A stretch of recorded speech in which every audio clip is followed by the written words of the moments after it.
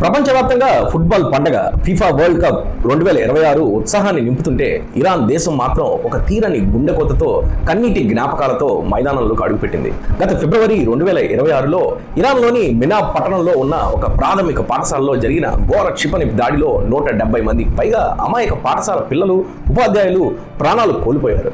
ఆ చిన్నారుల పవిత్ర జ్ఞాపకార్థం వారి త్యాగాలను ప్రపంచానికి చాటి చెప్పేందుకు ఇరాన్ జాతీయ ఫుట్బాల్ జట్టు తమ టోర్నమెంట్ కు ఒక ప్రత్యేక రూపాన్ని ఇచ్చింది.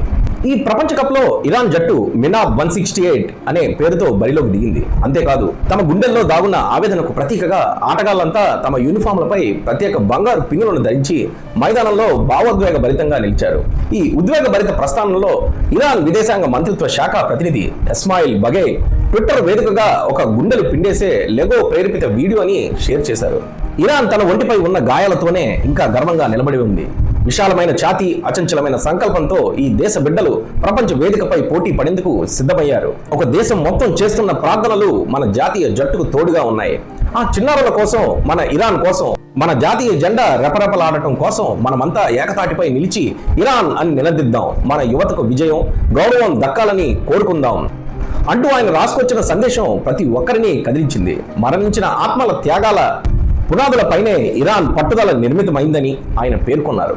జూన్ 15 నాడు లాస్ ఏంజల్స్ లోని ప్రసిద్ధ సోఫై స్టేడియంలో న్యూజిలాండ్ తో జరిగిన ఇరాన్ తొలి మ్యాచ్ తీవ్ర ఉత్కంఠ రేపింది. స్టేడియం లోపల ఇరాన్ మద్దతుదారులు ఫిఫా ఆంక్షలను సైతం లెక్క చేయకుండా విప్లవానికి పూర్వపు ఇరాన్ జెండాలను ప్రదర్శించారు. మరోవైపు మ్యాచ్ ప్రారంభానికి ముందే స్టేడియం వెలుపల వందలాది మంది ప్రదర్శనకారులు చేరి ప్రస్తుతం ఇరాన్ ప్రభుత్వానికి వ్యతిరేకంగా భారీ నిరసన ప్రదర్శన చేపట్టారు. స్టేడియం లోపల ఇంకొందరు ఇరాన్ ప్రేక్షకులు 1979 నాటి విప్లవానికి పూర్వపు పాత జాతీయ జెండాలను ప్రదర్శించడం అక్కడ తీవ్ర కలకలం రేపింది.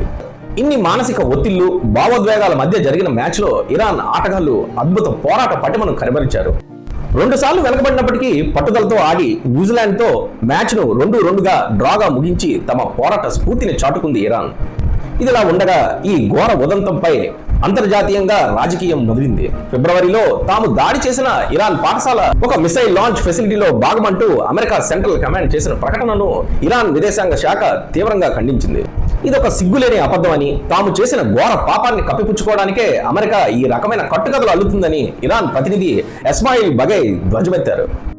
170 మందికి పైగా పాఠశాల పిల్లలను, వారి గురువులను క్రూరంగా ఊచకోత కోసిన నగ్న సత్యాన్ని దాచడానికి అమెరికా చేస్తున్న నీచమైన ప్రయత్నం ఇదని ఆయన మండిపడ్డారు. ప్రపంచ కప్ వేదికగా ఇరాన్ ఆటగాళ్లు ప్రదర్శిస్తున్న ఈ నిశ్శబ్ద నిరసన కన్నీటి నివ్వాలి ఇప్పుడు ప్రపంచ క్రీడాభిమానుల హృదయాలను కదిలిస్తుంది. ఇటువంటి వీడియోలను మరిన్ని చూడాలనుకుంటే BRN న్యూస్ ని సబ్స్క్రైబ్ చేయండి.